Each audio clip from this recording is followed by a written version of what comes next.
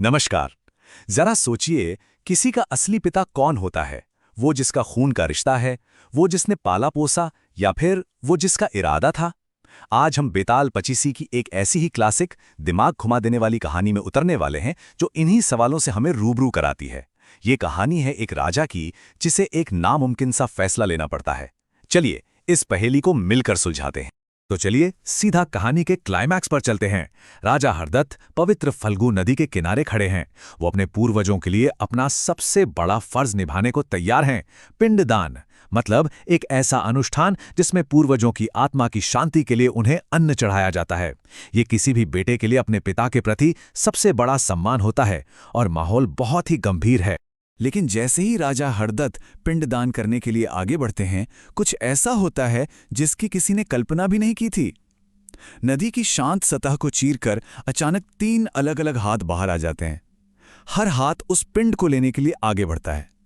सोचिए जरा, क्या माहौल रहा होगा, रहस्य और तनाव से भरा हुआ। और बस यहीं पर आकर खड़ी हो जाती है कहानी की सबसे बड़ी पहेली। राजा हरदत्त को पता है कि उसे अपने पिता को ही पिंडदान करना है, पर जब सामने 3-3 दावेदार हाथ फैलाए खड़े हों, तो उसका असली पिता कौन है? ये सिर्फ एक चुनाव नहीं है, ये तो धर्म और कर्तव्य की एक बहुत बड़ी परीक्षा है। अब इस गुत्थी को सुलझाने के लिए हमें कहानी में थोड़ा पीछे जाना होगा। ये सब शुरू हुआ था धनवती नाम की एक विधवा और उसकी बेटी मोहिनी से, जो बहुत ज्यादा गरीबी और लाचारी की जिंदगी जी रही थी। पति के गुजर जाने के बाद धनवती की दुनिया ही उजड़ गई थी। उसके अपने ही रिश्तेदारों ने बड़ी बेरहमी से उसकी सारी जायदाद हड़प ली और उसे अपनी बेटी मोहिनी के साथ घर से भागने पर मजबूर कर दिया। बेसहारा दोनों माँ बेटी रात के अंधेरे में भटकते भटकते एक डरावने शमशान घाट में जा पहुंची। और वहीं उस घने अंधेरे में धनवती की टक्कर एक ऐसी चीज से होती है जो उसकी और उसकी बेटी की किस्मत हमेशा के लिए बदलने वाली थी। वो एक चोर था जिसे सूली पर लटका दिया गया था। वो 3 दिन से वहां लटका था, पर उसमें अभी भी जान बाकी थी। उस मरते हुए चोर ने किस्मत के बारे में एक बड़ी गहरी बात कही। उसने कहा कि हमें जो भी सुख या दुख मिलता है वो कोई और नहीं देता, हम सब तो बस किस्मत की डोर से बंधे हैं और वो डोर हमें जहां चाहे खींच कर ले जाती है। ये सोच इस पूरी कहानी में बहुत मायने रखती है। और फिर उस चोर ने एक ऐसा ऑफर दिया जिसे सुनकर धनवती के होश उड़ गए। उसने धनवती को 10 मिलियन यानी पूरे 1 करोड़ सोने की मोहरें देने का वादा किया। जरा सोचिए, उस जमाने में ये कितनी बड़ी रकम रही होगी। उनकी तो कई पीढ़ियों की गरीबी मिट सकती थी। पर इसकी कीमत क्या थी? अब ये सौदा भी कोई सीधा साधा नहीं था। इसकी शर्तें बड़ी अजीब थीं, जैसा कि आप देख सकते हैं। चोर ने 3 चीजें मांगी। पहली, मोहिनी की शादी अभी इसी वक्त उससे कर दी जाए। दूसरी, वो उसे गड़े हुए खजाने का पता बता देगा। और तीसरी, मोहिनी एक बेटे को जन्म देगी, जिसके लिए धनवती को एक सुंदर ब्राह्मण को काम पर रखना होगा। लालच इतना बड़ा था कि धनवंती इस अजीब सौदे के लिए मान गई। तो चलिए कहानी में थोड़ा आगे बढ़ते हैं और देखते हैं कि इस अजीब सौदे का नतीजा क्या निकला। धनवती ने चोर के कहे अनुसार ही सब कुछ किया और एक ऐसे बेटे का जन्म हुआ जिसकी किस्मत में कुछ बहुत बड़ा लिखा था। कहते हैं ना, होनी को कौन टाल सकता है। इस बच्चे की किस्मत में तो 2-2 बार देवीय दखल हुआ। धनवती को सपने में एक साधु ने कहा कि बच्चे को सोने की मोहरों के साथ महल के दरवाजे पर छोड़ाओ। और उसी रात राजा सुदक्षी को भी सपने में एक देवता ने बताया कि दरवाजे पर एक बच्चा मिलेगा जो उसके राजपाट की रक्षा करेगा। राजा ने उस बच्चे को गोद ले लिया। जब राज ज्योतिषियों ने उस बच्चे को देखा तो वे हैरान रह गए।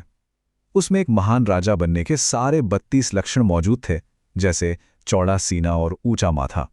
ये साफ था कि ये कोई मामूली बच्चा नहीं था। बच्चे का नाम हरदत्त रखा गया और उसकी जिंदगी बड़ी तेजी से आगे बढ़ी। छोटी सी उम्र में ही वो एक असाधारण विद्वान बन गया और जब उसके गोद लेने वाले माता पिता गुजर गए तो वो एक न्यायप्रिय और बुद्धिमान राजा बनकर सिंहासन पर बैठा। और बस कहानी घूमकर फिर वहीं आ जाती है जहां से हमने शुरू किया था। राजा हरदत्त नदी के किनारे खड़ा है और उसका अतीत अब 3 हाथों की शक्ल में उसके सामने आ खड़ा हुआ है। तो अब हमारे सामने 3 दावेदार हैं।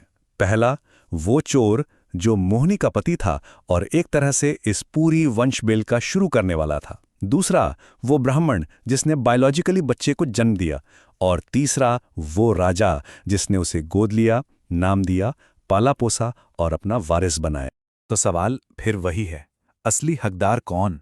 वो जिसने इस पूरी योजना के लिए पैसे दिए, वो जिसने अपना खून दिया, या फिर वो जिसने प्यार दिया, परवरिश दी और एक पहचान दी? देखा जाए तो हर दावे में दम है। राजा हरदत्त बहुत गहरे कन्फ्यूजन में था। उसे एक फैसला तो लेना ही था। तो आखिर क्या था इस सदियों पुरानी पहेली का जवाब?